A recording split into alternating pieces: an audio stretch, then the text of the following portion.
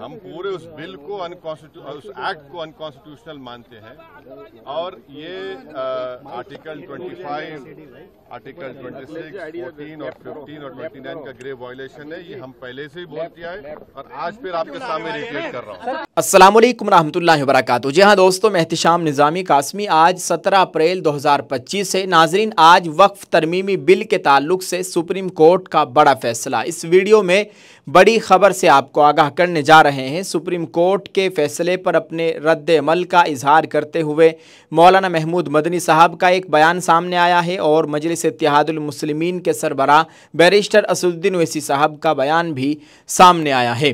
जी हाँ दोस्तों, आपको बताएं कि असदुद्दीन ओवैसी सुप्रीम कोर्ट के मौक़िफ़ से पुरुम्मीद कहा, वक्फ तरमीमी कानून के ख़िलाफ़ जंग जारी रहेगी।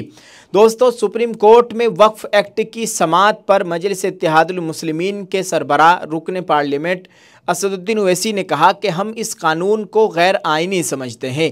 कोर्ट ने कहा कि सेंट्रल वक्फ कौंसिल और रियासती वक्फ कौंसिल की तश्कील नहीं की जाएगी और यूज़र के ज़रिए वक्फ को हज़फ नहीं किया जा सकता। नाज़रीन, आपको बताएं कि ओवैसी ने सुप्रीम कोर्ट में समाअत के बाद मीडिया नुमाइंदों से बातचीत करते हुए मजीद कहा कि JPC की बहस के दौरान मैंने बिल की मुखालिफत करते हुए एक रिपोर्ट पेश की थी। हुकूमत की तरफ से बिल की तमाम तरामीम और बिल की मुखालिफत की थी। ओवैसी साहब ने जोर देकर कहा कि इस कानून के खिलाफ हमारी कानूनी जंग जारी रहेगी। वाज़ेह रहे कि आज सुप्रीम कोर्ट में लगातार दूसरे दिन वक्फ तरमीमी कानून के खिलाफ दायर दरखास्तों पर समाअत हुई, जिसमें आज मरकजी हुकूमत की जानिब से सॉलिसिटर जनरल तुषार मेहता ने जवाब दाखिल किया।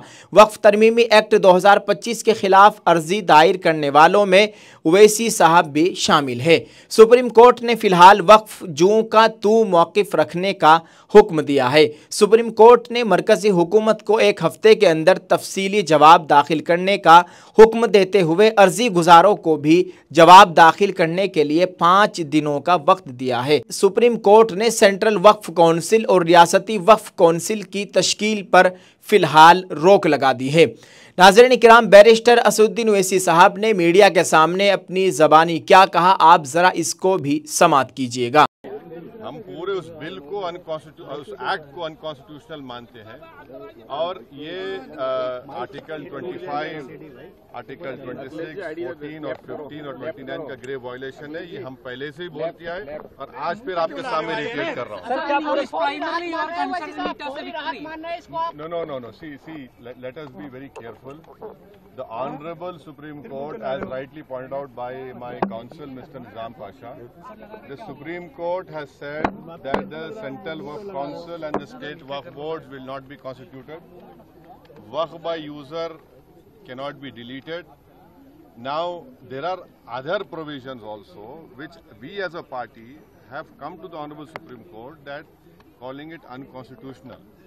Now, whenever it will be heard, our counsel, Mr. Nizam Pasha, on behalf of me, will be arguing it. As you know very well, that during the deliberations of the Joint Working Committee, I have given a Dyson report opposing all the amendments that were proposed by the government. And during the debate in the Parliament on the consideration or passing of that bill, I have opposed each and every amendment. I have called it unconstitutional. I still call this law as unconstitutional, as violating the fundamental rights of Article 14, 15, 25, 26 and 29. So our legal battle will continue to ensure that this act, against this act will continue. देखिए, सवाल देखिए, आपको पूरे उस कानून को समझने की जरूरत है। अब 5 साल का मुसलमान प्रैक्टिसिंग रहेगा, 5 साल प्रैक्टिसिंग मुसलमान का तो रहेगा। अब उसको कौन डिसाइड करेगा? अब कोई महिला है, उसको कौन डिसाइड करेगा? तो ऐसे कई उसमें जो अमेंडमेंट्स के जरिए लॉ बनाया गया है, हम उसके आज भी मुखालिफत कर रहे हैं और कल भी अपोज करते रहेंगे और लीगली हम सुप्रीम कोर्ट में चैलेंज किए। हम उसको उन तमाम चीज़ों को violation of the fundamental rights मानते हैं। Thank you. नाजरीन, आप इस ताल्लुक से क्या कहेंगे, कमेंट में अपनी राय ज़रूर पेश करें। जी हाँ नाजरीन, अब आपको बताएं कि वक्फ तरमीमी बिल के ताल्लुक से सुप्रीम कोर्ट के इस फैसले पर मौलाना महमूद मदनी साहब सदर जमीयतुल उलमा हिंद का बयान भी सामने आया है। जमीयतुल उलमा हिंद के लेटर पैड के जरिए ये बयान जारी किया गया है। इस लेटर पैड में लिखा गया है, सुप्रीम कोर्ट ऑफ इंडिया में आज वक्फ तरमीमी एक्ट 2025 के खिलाफ दायर मुख्तलिफ अर्जियों पर समाअत हुई, जिसमें जमीयतुल उलमा हिंद की जानिब से सीनियर एडवोकेट राजीव धवन और advocate on record Mansoor Ali Khan ने नुमाइंदगी की। जमीयतुल उलमा हिंद के जारी करदा प्रेस बयान के मुताबिक सदर जमीयतुल उलमा हिंद मौलाना महमूद असद मदनी ने समाअत के बाद मीडिया से गुफ्तगू करते हुए इस कानून को वक्फ जायदादों के लिए एक संगीन खतरा करार दिया और कहा कि इसका असल मकसद वक्फ की हैसियत को बदलना और इन जायदादों पर कब्जा जमाना है। इसलिए इस कानून पर हतमी और सख्त फैसले की उम्मीद की जा रही है। मौलाना महमूद मदनी ने कहा कि अदालत ने उसूली तौर पर इन निकात को तस्लीम किया है जो उनकी जानिब से पेश किए गए, जिनमें ख़ास तौर पर गैर मुस्लिमों को शमूलियत बल्कि अक्सरियत, वक्फ बाई यूज़र की कानूनी सूरत का खात्मा और कलेक्टर को वक्फ की हैसियत तब्दील करने का इख्तियार दिए जाने जैसे निकात शामिल है। उन्होंने कहा कि ये खदशात सिर्फ हमारी तंजीम के नहीं बल्कि आज मुल्क के हर दानिश्वर तबके के हैं, जिसका सबूत यह है कि इस एक्ट के खिलाफ मुल्क भर में मुख्तलिफ तबकात की जानिब से एहतिजाज की आवाज़ें बुलंद हो रही हैं। दूसरी जानिब सुप्रीम कोर्ट ने वक्फ तरमीमी एक्ट पर अबूरी रोक लगाने से इनकार कर दिया, ताहम वक्फ अमलाक की मौजूदा कानूनी हैसियत बरकरार रखने की हिदायत जारी की। अदालत ने हुक्म दिया कि कोई भी वक्फ जायदाद खा वो रजिस्टर्ड हो या वक्फ बाई यूज़र के तहत हो, उसकी मौजूदा हैसियत में कोई तब्दीली नहीं की जाएगी। अदालत का ये अबूरी हुक्म अगली समाअत तक नाफिजुल अमल रहेगा। मरकजी हुकूमत की नुमाइंदगी सॉलिसिटर जनरल तुषार मेहता ने की, जिन्होंने इब्तिदाई जवाब दाखिल करने के लिए 7 दिन की मोहलत तलब की, जिसे अदालत ने मंजूर कर लिया। हुकूमत ने मौक़िफ़ इख्तियार किया कि यह कानून लाखों अवामी शिकायत के पेश नज़र बनाया गया है, जिनमें पूरे के पूरे देहात यानी गाँव या मुतअद्दिद ज़मीनों को वक्फ करार दिए जाने पर तशवीश जाहिर की गई थी। चीफ जस्टिस ऑफ इंडिया ने वाज़ेह किया कि अदालत इस मुकदमे में सिर्फ 5 अर्जियों पर समाअत करेगी, जबकि बाकी अर्जियों को निपटा दिया जाएगा। अदालत ने यह भी कहा कि आइंदा समाअतों में इस मुकदमे को रिप्लाई वक्फ तरमीमी एक्ट के उन्वान से सुना जाएगा, जबकि वक्फ एक्ट 1995 और 2013 की तरमीम से मुताल्लिक मुकदमात को अलग से सुना जाएगा। मामले की अगली समाअत 5 मई को मुकर्रर की गई है। जी हाँ नाज़रीन, आप इस ताल्लुक से क्या कहेंगे, कमेंट में अपनी राय ज़रूर पेश कीजिएगा। दुआ करें अल्लाह ताला इस काले कानून से हम सब की, हमारे मुल्क की मुकम्मल हिफाजत फरमाए, आमीन।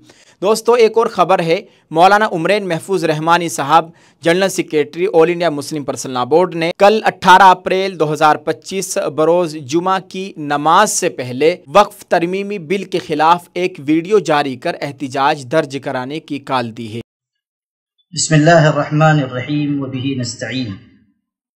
आप सबके इल्म है कि वक्फ कानून 2025 के सिलसिले में all India Muslim personal law board की जानिब से मुख्तलिफ एहतिजाज की शक्लें अख्तियार की जा रही हैं। मकसद ये है कि हम अपनी नाराज़गी का इजहार करें और गवर्नमेंट से मुतालबा करें कि वह इस वक्फ कानून को वापस ले। हमारे शहर के लिए भी मुख्तलिफ बातें तय हुई हैं। एक अहम बात यह है कि कल जुमा के दिन सारे नमाज पढ़ने आने वाले हजरात जुमा की नमाज के लिए जो आए तो काली फीत लगा कर आएँ, ये इजहार नाराज़गी के तौर पर और अपना एहतिजाज दर्ज कराने के लिए ऐसा करें। हमें अपने इख्तियार में जो कुछ कोशिशें हैं उसको अंजाम देना चाहिए और मैं उम्मीद रखता हूँ कि शहरियान इस बात का ख्याल रखेंगे कि कल जुमा के लिए जो आएँ तो काली फीत लगा कर आएँ। ये कानून वक्फ 2025 के सिलसिले में हमारी तरफ से इजहार नाराज़गी होगा। इसी तरह अइम्मा हजरात से और खुतबा से गुजारिश करता हूँ कि जुमा की नमाज से पहले इसी मौजू पर तकरीर करें। बोर्ड की तरफ से खिताब जुमा जारी भी किया गया है जो मस्जिदों तक पहुँचाया जा रहा है। कोशिश करें कि उसी की रोशनी में खिताब हो, ताकि लोगों को असल हकीकत से वाकफियत हो। मुझे उम्मीद है कि हमारा शहर जो दीनी मिली गैरत का मरकज़ रहा है, इस सिलसिले में भी पीछे नहीं रहेगा और हम सब अपने हुकूक की जिद्दोजहद के लिए पूरी तवानाई के साथ इंशाअल्लाह आगे बढ़ेंगे। वस्सलामु अलैकुम वरहमतुल्लाहि वबरकातुहू। दोस्तों, आपने इसको देख लिया है। अब कुछ लोगों का सवाल ये भी है कि मुस्लिम पर्सनल लॉ बोर्ड के कहने पर मुसलमान उनकी बात पर अमल तो कर लेते हैं, फिर उनके ऊपर जो परेशानियां आती है उसको कोई पूछने और देखने वाला नहीं होता। अभी हाल ही का मामला है, रमज़ानुल मुबारक में अलविदा जुमे की नमाज और ईद की नमाज में लोगों ने मुस्लिम पर्सनल लॉ बोर्ड के हुक्म के मुताबिक अपने बाजुओं पर काली पट्टियां बांध कर नमाज अदा की, अपना एहतिजाज दर्ज कराया, जिसके बाद कुछ जगहों से खबरें मिली कि पुलिस ने उनके खिलाफ शिकायत दर्ज की है, जुर्माना भी लगाया है। तो इसी बात को लेकर लोग तशवीश में मुब्तला हैं। तो जनरल सेक्रेटरी मौलाना उमरैन महफूज रहमानी साहब को इस ताल्लुक़ से भी लब कुशाई करनी चाहिए थी। ऐसी सूरत में इस ताल्लुक़ से क्या करना चाहिए मुसलमानों को? नाज़रीन, आप इस ताल्लुक़ से क्या कहेंगे? कमेंट में अपनी राय ज़रूर पेश कीजिएगा। ये जो सवाल किया गया है, कई लोगों की जानिब से सवाल था जो हमने इस वीडियो में जनरल सेक्रेटरी साहब से किया है। आप इस ताल्लुक़ से क्या कहेंगे? और तीनों ख़बरों के ताल्लुक़ से कमेंट में अपनी राय ज़रूर पेश करें। दुआ करें अल्लाह ताला हम सब के हाल पर रहम फरमाए, हमारे मुल्क में अमन व अमान का माहौल कायम फरमाए। वीडियो को शेयर करते जाएँ, अपनी मखसूस दुआओं में हमें भी याद रखें। जज़ाकल्लाह। अस्सलामु अलैकुम रहमतुल्लाहि व बरकातुहू।